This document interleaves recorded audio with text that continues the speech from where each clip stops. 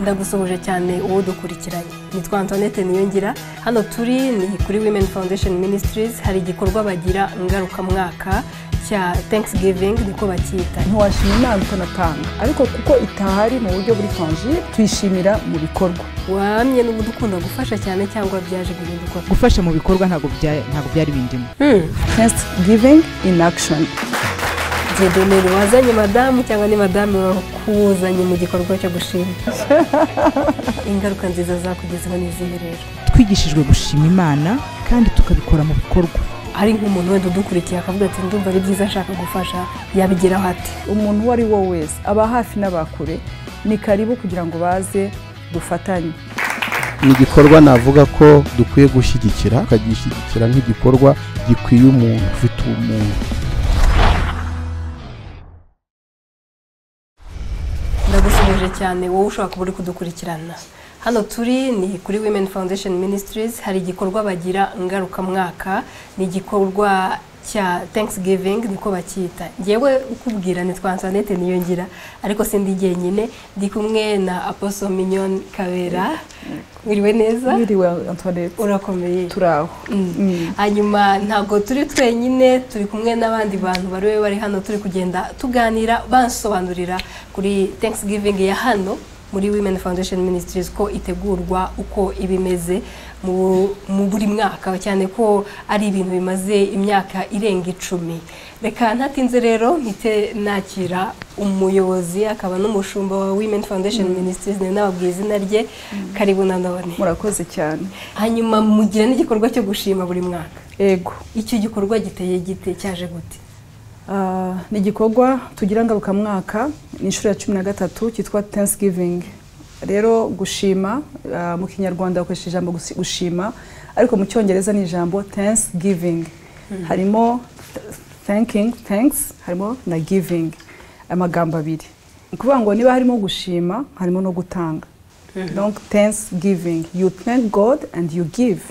Rero buri mwaka dufite igikorwa dukora tukavuga duti turashima Imana, ariko Imana ntabwo ituye hano i Kigali ngo tuyibagire ihene cyangwa se tuyishire imyenda cyangwa se wenda tuyiteke duhe gahunga, ariko ifite abantu yaremye. Muri abo bantu yaremye rero harimo abantu bashoboye, ariko hari n'abandi yaremeye imirimo myiza, ariko nanone kubera ibihe byo bagenda bacamo mu buzima bisanga bari vulnerable cyangwa se hari ibyo batabasha kugira bihagije. Nubwo rero dushima Imana turashima, ariko nanone tukajya gutanga. Ko gushima ntiwashima Imana utanatanga, ariko kuko itahari mu buryo buri tangible tuyishimira mu bikorwa. Rero twabyise gushima mu bikorwa, Thanksgiving in action. Hama turavuga ngo make it a culture. Ni kuvuga ngo kuri twebwe nka Women Foundation Ministries twabigize umuco. Ni kuvuga ngo niyo dushima Imana turayishima, ariko tukaba twaha impano abantu, tukaba twagirira neza abagenzi bacu. Atari uko dufite byinshi, ariko muri bike dufite tukavuga ngo Mana turarekonesa yuko niba dukora imirimo y'amaboko yacu tugatera imbere twarungutse, ariko ntabwo twiringiye ubwenge bwacu. Niwo wadushoboje, niwo dutera imbaraga, niwo dushoboza mu buzima, tukajya gushima. Rero tujya ahantu hatandukanye. Rero buri mwaka tugira ahantu tujya, hari ubwo dusura imfubyi n'abapfakazi, hari ubwo dusura abantu babana n'ubumuga, hari ubwo dusura abantu b'abacikacumu bafite uburyo wenda ariko bakeneye n'ihumure. Ko icyo dutwara cyane si bya bikorwa dutwara wenda uvuga ngo dutwaye n'ibintu, ariko no kubegera tugasabana bakatubona ni ibintu byiza. Rero tujya ahantu hatandukanye. Twigeze gusura abantu bari barasigajwe inyuma n'amateka, uretse ko aho u Rwanda rugeze uyu munsi nta basigajwe inyuma n'amateka tugifite, ariko twigeze kujyayo tubitaho. Twigeze gusura imidugudu itandukanye, tujya ahantu hatandukanye. Hari n'igihe tubikorera muri Women Foundation Ministries tugahamagara abantu nk'ababyeyi. Twigeze gutumira ababyeyi bapfushije abana babo muri conditions zimwe na zimwe zitandukanye tukabitaho. Icyo gihe rero dutwara kubimbwira, ariko nisengira amatsiko mumaze nk'iki kingana gute mubikora? Ubu kuri na nshuro ya 13 murabikora, mufata abantu, mutoranya gute abantu, mubwira uyu mwaka turafasha abafite ikibazo iki n'iki mu buzima wenda batishoboye. Ese mubatoranya gute abantu muri bufashe? Bon, hariho ibintu bibiri. Turasenga, Imana ikatuyobora, twebwe tuvugana nayo ikatuyobora, ikatubwira duti aha na hari cya kabiri. Hariho kumenya ibyo igihugu cyacu gishishikariza muri domaine zitandukanye. Par exemple wenda reka tuvuge wenda hari nk'abana baheho tujyanye, ariko nanone twirefera nanone n'ibintu nanone bijyanye no kwiyubaka, ariko nanone twubaka abanyarwanda bene wacu. Ndumva mwisengera amatsiko yo kubaza uyu mwaka. Yego. Uyu mwaka Imana yari yabafasha. Hari n'igihe tujya muri outreach. Rero kuko ari Women Foundation Ministries ibikora, Women Foundation muri Kabuhunde, hanyuma ni muri Kagugu, Gacuriro, ibice bya Gacuriro, Kagugu. Muri iyo area hashize imyaka ugiye kuba kabiri, twatangiye kwita, hari center iriyo, twatangiye kwita ku bana bafite ibibazo bya malnutrition, hanyuma igomba kwitabwaho aho muri ako gace. Rero muri uyu mwaka nanone niho tuzajya twifuza ko urumva ko dufite ahantu tukahasana neza, hakaba aho barira n'imiryango yabo n'ababyeyi baza ngo tukabigisha uburyo bashobora kwita ku bana mu bintu bijyanye n'indyo nziza. Ubwo rero ni nabyo bikorwa tuzakora. Hanyuma se abo bana barahaba cyangwa baraza mukabamwe bakabura bagasubira mu rugo? Oya, twebwe dukorana, donc twita ku nzego z'ibanze tukareba aho bikenewe, hanyuma tukareba icyo dushobora gukora, tugakontribuwa ku byo baba basanzwe bakora. Ni kuvuga ngo baba basanzwe babibakorera ko leta yita kuri bari abana cyane, ariko nanone tukavuga dutese nkatwe nka Women Foundation Ministries twobeze tureberere nk'ababyeyi, reka natwe dutanga amaboko duhagararane n'ibisanzwe bikorwa. Yego. Hanyuma se ndumva mise nshaka kumenya birambuye kuri iki gikorwa cy'uno mwaka, mwahereye ku bana mushaka no kuzajya mufasha n'ababyeyi. Ese iyo mwabiteguye ni inyigisho mubaha cyangwa hari center isanzwe ihari, ariko turashaka kwagura nanone aho bazajya barira, aho bazajya barira kubitaho. Dufite ahantu hasanzwe hahari, ariko turasana aho hazakorerwa ibyo bikorwa mu buryo bwa buri munsi, donc ari ahacu kugira ngo tubashe kwagura. Hanyuma nanone iyo batashe bakamera neza, ikibazo si uko ibintu batabifite, kuko urumva ko na leta irabibaha ibiryo, amata, ariko rimwe na rimwe ababyeyi kuko badahuguwe, rimwe na rimwe ugasanga ntiyumva impamvu yo kugabura umwana indyo nziza, yumva ko bamuhaye amata ashobora kuyacuruza se umwana akazaba, urumva suko batabihabwa. Ariko abo babyeyi nitubahugura tukabitaho tukabakora follow up, bizaba byiza. Turifuza ko Thanksgiving y'umwaka twabitaho ariko bikaba sustainable. Ikindi cya kabiri tuzakora ni gutanga mituweli ku baturage bo muri ako gace. Hanyuma nk'ubushatse kuza kugira ngo ufatanye namwe birashoboka? Ari umuntu uturutse hanze? Yego, Bibiliya ivuga ngo idini ryiza muri Yakobo, idini ryiza ngo nukwita ku mfubyi n'abapfakazi. Kuvuga ngo mu bundi buryo n'abantu babaye batandukanye. Rero idini ryiza si kuvuga ngo ni Women Foundation Ministries, umuntu wari wo wese aba hafi n'abakure ni karibu kugira ngo baze dufatanye. Ni kuvuga ngo ari amafu, ari ibintu by'imirire byiza, ari ibikoresho petete twari dukoresha muri zo kitchen, ari n'ibintu bitandukanye, turabikeneye rwose. Abimana yakoraho ni byiza cyane. Hanyuma umuntu ashatse gufasha rero yabizana hano kuri Women Foundation Ministries, hari uburyo yabahamagara, hari nk'umuntu wenda udukurikiye akavuga ati ndumva ari byiza nshaka gufasha nanjye nkaza nkafatanya nabo, yabigeraho ati? Mbere ya byose uwo muntu twamurarika, kuko Women Foundation Ministries si idini, twamurarika kugira ngo ahubwo aze abe part of us, tubanze tumubone, kuko ibyo tuba tugamije cyane muri ibyo bintu nuko abantu babona urukundo rw'Imana bakizera Imana. Ikirenzeho nanone ni support, ubufasha aho umuntu yaba ari hose. Hano kuri Women Foundation Ministries ku Kimihurura haba hari open, ariko nibaza ko wenda tuzanerekana amanimero aho bashaka gushigikira uburyo bwari bwo bwose bashigikira. Ndacyari kuganira n'abantu basengera kuri Women Foundation Ministries. Naje gusobanuza igikorwa bagira ngaruka mwaka, uyu mwaka no wa 10. Ndashaka kuganira namwe nanone biriwe neza. Amakuru? Nitwa Antoinette, we witwa nde? Angelique. Ndashaka usa n'umusangiza kuko ntari mpari umwaka ushize. Abatishoboye ariko bashitse ku 10. Yego. Abantu rero bari hariya Imageragere, leta yabashakiye amacumbi, bababwiye twumva hari uruhare rwacu gusapotinga cyangwa se kugira icyo dukora ku bikorwa nk'ibyo ngibyo, ariko nanone bikaza cyangwa se bigahera kuko umushumba aba yayobowe. So rero nk'uko umwaka ushize byagenze, yayoboye gufasha abo bantu abakecuru bari mu zabukuru cyangwa n'abasaza bacitse ku icumu batujwe mu murenge wa Mageragere. So twarabikoze. Ese Angelique, wamye n'ubundi ukunda gufasha cyane cyangwa byaje guhinduka ko nawe uza hano? Oya, gusa ntabwo nabigayaga ariko sinanabikoraga. Byaje guhinduka gute? Byahindutse nyine aho ngire muri Women Foundation Ministries. Ngeze hano twigishijwe gushima Imana kandi tukabikora mu bikorwa. Yego, tukabikora mu bikorwa kandi tukanabigira umuco wacu. So rero mbigira umuco.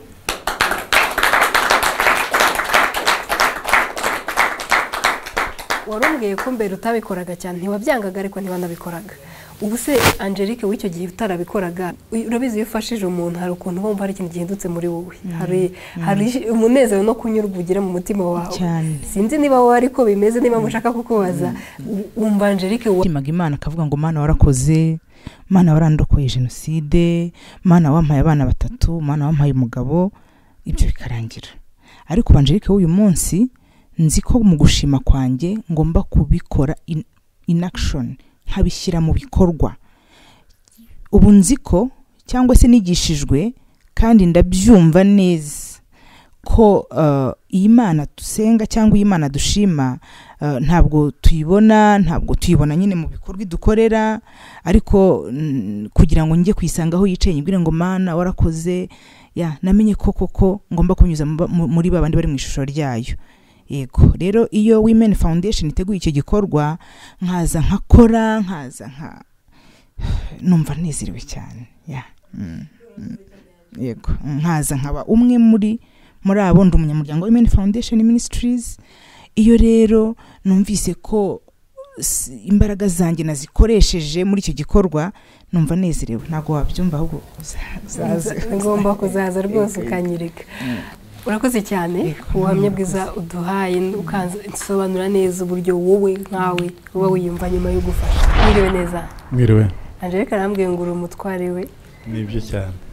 None se wabonaga madamu aragenda ajya gusenga, sinzi niba mbere urambwira mbere mwasengeraga mwembi mu bakatolika hanyuma we yaza kugusigayo cyangwa n'ubundi mwabanye n'ubundi we ari hano?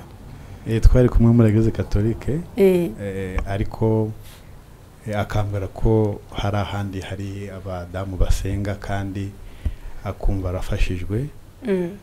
Ndabimwemerera ariko ngewe ntaza. Nyuma rero ambwira ko bagira ibikorwa byiza byo gufasha abababaye. Bibura no kuranye numva mfite umutima wo gufasha abababaye, ariko nkabyumva mu buryo busanzwe. Ambwira ko babikora mu buryo Imana bayoboyemo. Numvise ari byiza, ndamuherekeza. Namurikije mu mwaka wa 2013. Hari aho bari bafashije abacitse ku icumu rya jenoside. Turajyana, ariko tujyana amuherekeje. Uje kureba uko biba bimeze gusa. Uko biba bimeze.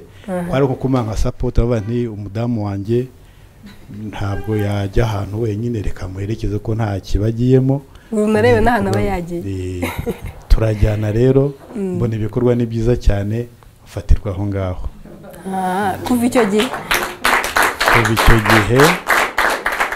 turi kumwe, kandi nanjye iki gikorwa cyo gushima ni igikorwa numva nzi ko Imana itugira neza umunsi ku wundi, kandi twigishijwe yuko tugomba kwishima, tuyishimira mu mutima, ariko nanone twize ko hari ukurenza aho. Imana ni umwuka, ariko nanone yaraturemye turi abantu. Iyo rero tugize igikorwa dukora tugakorera wa wundi ku cyo dushoboye adashoboye, Imana iranezerwa ikishimira ibiremwa byayo. Wow, uyu muntu akwiye amashyi rwose. Urakoze cyane. Murakoze. Hano n'ubwa mbere ngiranye ikiganiro nkabonamo abagabo, ndashaka nabo kugira nagize amahirwe, reka mbazimize. Wiriwe neza? Amakuru? Nitwa Antoinette.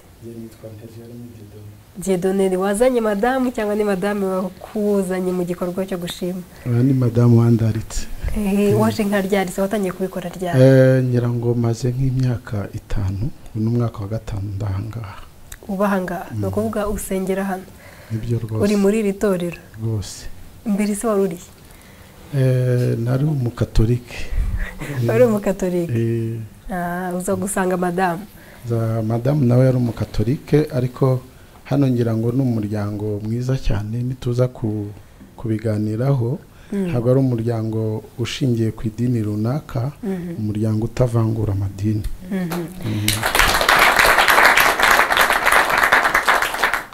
Dieudonné, ndashaka ko tunambwira n'ubundi wowe waraje wasengeraga muri didini urahageze, ndashaka mubwire wowe ku munsi wa mbere wicara hano wabonaga bimeze gute, wiyumvise gute, niki cyaguteye imbaraga zo kuhaguma ugatanya no kwitabira n'ibikorwa binyuranye birimo niki cya Thanksgiving?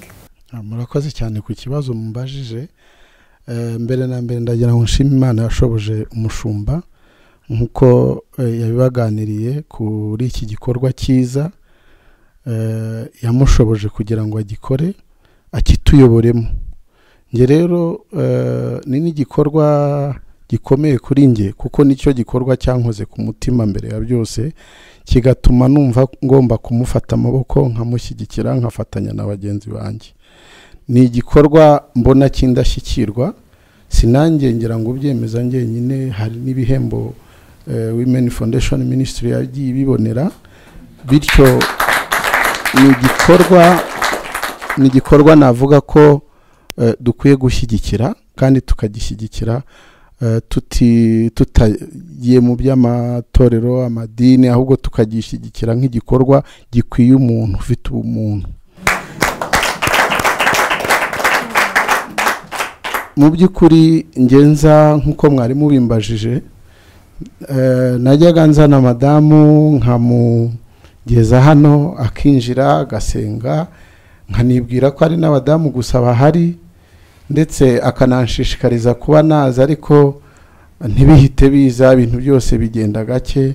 Umuntu aba akwiye kubanza agatekereza ku kintu, yanakijyamo akakijyamo yabanje kugitekerezaho. Umunsi umwe rero byabaye ngombwa ko ubwo birumvikana igihe cyari kigeze mpinjiye, nahasanganijwe n'amagambo meza yo gufasha, nsanga bari mu gikorwa cyo gufasha, kandi ni ibintu nkunda cyane, nkumva nashyigikira muri kamere yanjye, niko nsanzwe nteye.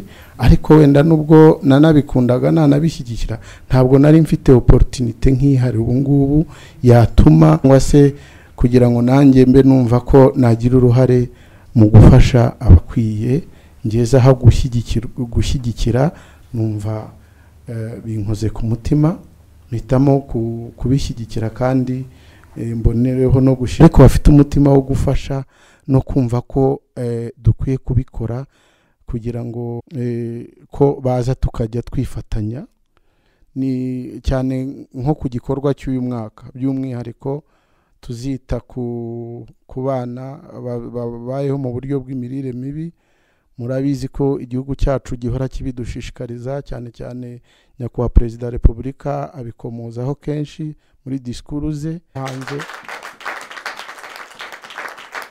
ko baza gufasha abana bacu aho dutuye, mu midugudu, aho dusengera, mu tugari.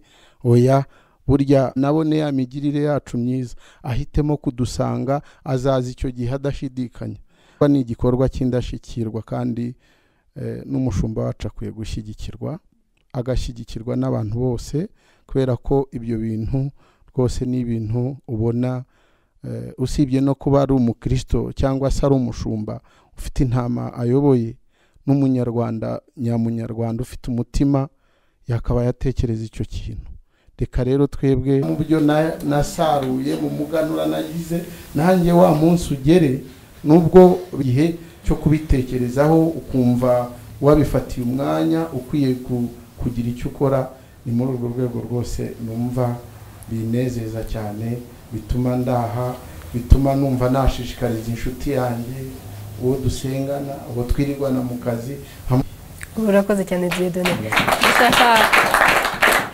Ndashaka kukusaba akantu gato. Wari wavuze ngo hari abantu bazi ko abagabo badasengera hano. Abagabo batekereza batyo bambone.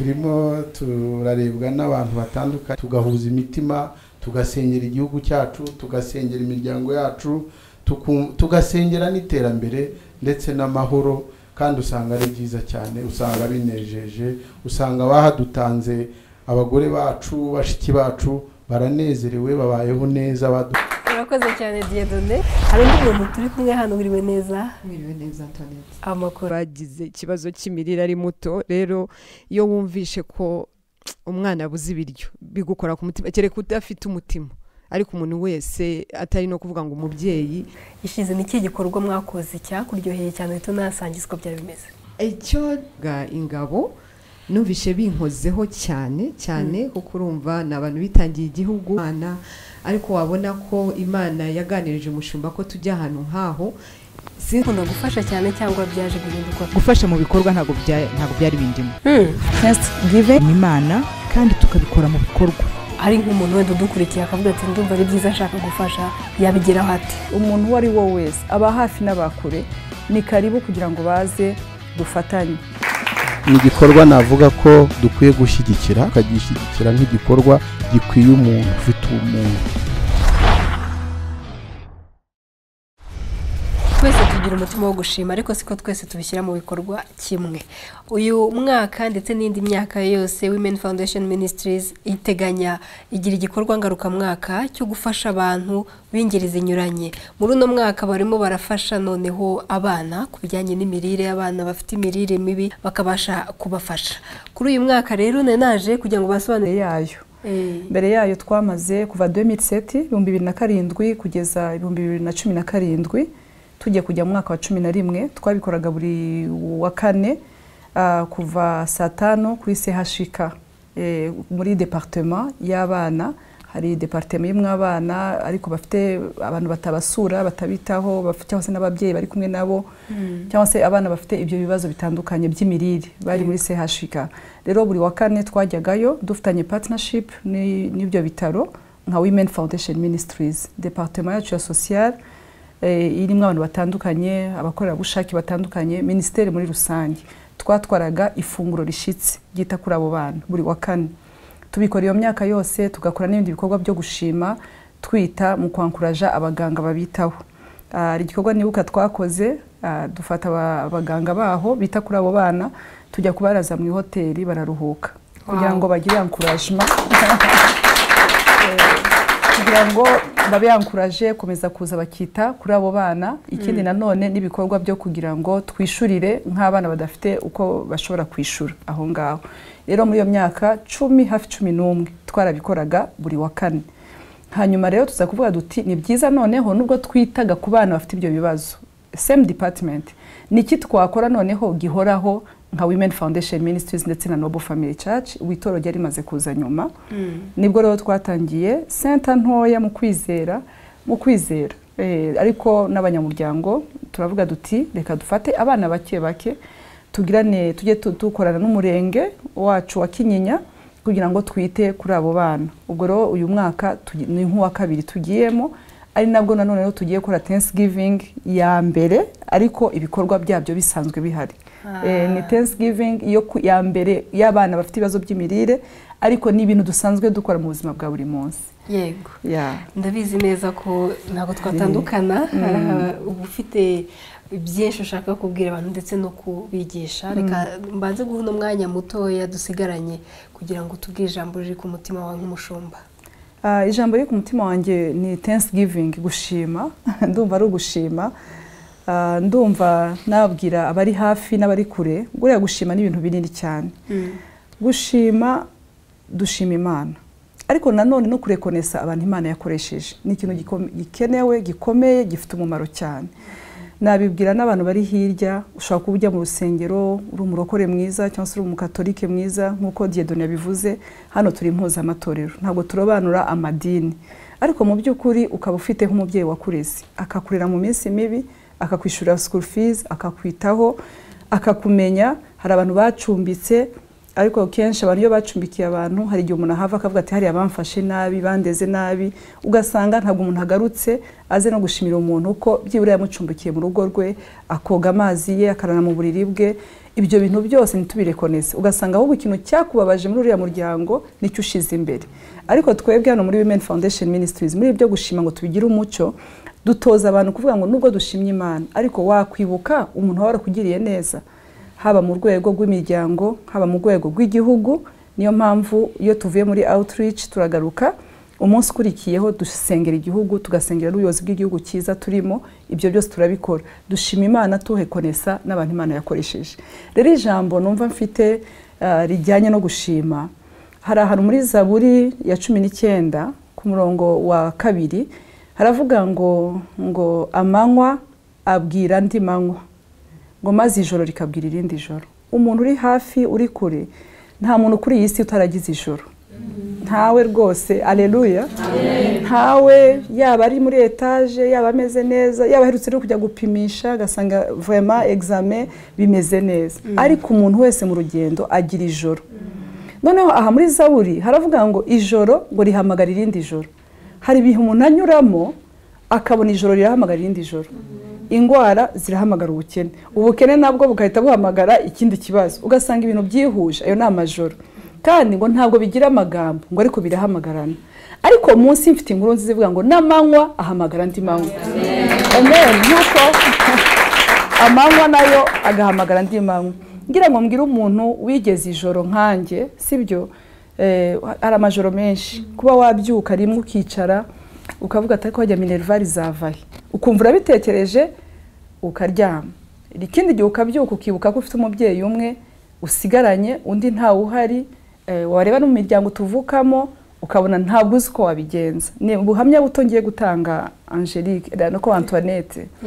Ndibuka dutaha mbese Kigali maze gufatwa, ariko icyo gihe na Kigali tarafatwa wenda twaciye ahantu biti Isake, twatashe mu gikamyo. Yasashimwe cyane. Dutaha mu gikamyo, urumva igikamyo kirimo ibibido, kirimo ibicuma, sinzi ibintu bitandukanye, ubwo ryari ijoro kandi nabonaga ntacyo tubaye rwose. Tuza kunyura muri Sake, turinjira turataha. Umva twagiye tumenya amakuru uko Kigali yafashwe, uko ahantu hagenda bese ahantu bese tugendera kugeza ubwo Kigali ifatwa. Ndibuka ko nahazamutse n'amaguru mvuye Ndera kujya kwisopeke. Utashe mu gikamyo uvuye imva joy nari mfite muri iryo joro, muri ibyo bintu bitandukanye. Ariko amanywa yaje ku Banyarwanda tukabona igihugu. Twari dufite ijoro gitwa ubuhunzi. Ijoro gitwa ubuhunzi niyo warya neza, niyo wabonye agakiza. Rero ibyo bintu ni ibintu byo gushima. Amen. Ni ibintu byinshi dushobora kuvuga bitandukanye. Hashobora kuba ari umuntu wenda uyu munsi, ndibuka rimwe nigeze kujya gusenga, umudamu wari ufite umugabo wari uhagarariye mission ikomeye muri Union Européenne. Aravuga ngo bene data ngo mfite ishimwe, iyo ndyamye kuri matera ngo nshima Imana. Dusohotse ndamubwira nti ibintu ukoze n'ibiki. Iyo uryamye kuri matera ushima Imana? Ati burya nubwo inshuti yanjye nta, hari indi inshuti yanjye iri hirya yarambwiye ati iyo mfunguye amazi muri robine n'abantu bose Imana yagiriye neza. Amanywa yaraje, urumva amanywa yaraje, ariko bigeze ijoro. Aravuga ati mfunguye nkafungura robine minyo, ati ndabanza nkareka amazi akabanza akitembereza muri robine, ati kugira ngo ndebe niba koko ari impamo.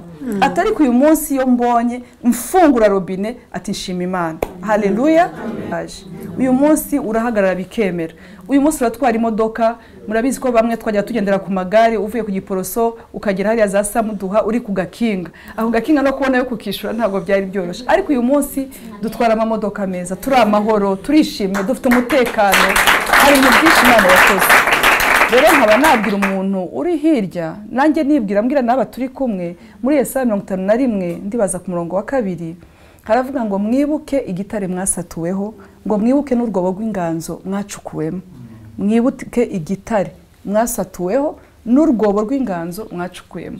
Hari igihe ijoro ritambuka bikamera nk'umugore uvuye ku gise, nanjye nakigiyeho, sinari nzi ko igise kije, sinari nzi ko nzongera kurya, ariko nabyo yashimira mu bantu dufasha abandi, wibuka aho Imana yagukuye tukabasha kubikora. Ngira ngo nibutse n'abandi muri iki gihe cyane baravuga ku bana b'abakobwa ngo bafite harya nko gutwita kuri hari terme bakoresha, iryo ni ijoro. Ariko hari undi muntu ashobora kuba afite iryo joro, afite icyo yarivugaho nuko yarivaramwe abandi. Rero ngo nimumara kurya ngo mugahaga, ngo mukamara kubaka amazu meza, ngo mukayaturamo, kuko acyubahiro murakoze Imana ibahe umugisha ngira ngo ntumire abantu batandukanye itariki 29 z'ukwezi kwa 11 2019 izaba ari kuwa gatanu tuzahaguruka no kuri Women Foundation Ministries saa 3 tujya muri Kabuhunde ahantu mbese muri Kabuhunde kuri Noble Family Church niho tuzaba tugiye twita kuri iriya area no kuri harimo ubuzima bwa gikristo ko harimo na fan uzi kubona abantu bari hamwe turimo turabararitse umuntu ari wo wese aratumiwe hanyuma tujya tugira n'imipira twambara itandukanye ariko si itegeko uramutse utawambaye nta kibazo ariko tujya twambara imipira ivuga ngo ibyo bintu byiza bimeze nka za 133 ngo ni byiza niby'igikundiro ngo ko abavandimwe baturana bahuje ubona ari byiza cyane ndumva kugeza kuri isaha hanyuma na nimugoroba tugaruka tuje gukina nkuko David yabyinaga arabyina koko ngo arabyina kugeza ubwo umugore we yamurebye hamwe atakura byina ibiki ko umugore we rero avukiye ibwami ntabwo yarazi kubabara icyo ari cyo ariko yarazi aho Imana yamwikuriye tujye muri Thanksgiving murakoze umunsi ukurikirana ikiganiro nagiranaga na Women Foundation Ministries umuyobozi wayo akaba n'umushumba Apostle Mignon Kabera ndetse n'abasengera muri rino torero no mwaka zose uno mwaka bazibanda ku bana bafite ikibazo cy'imirire mibi umvise byinshi bazakora ndakurarikana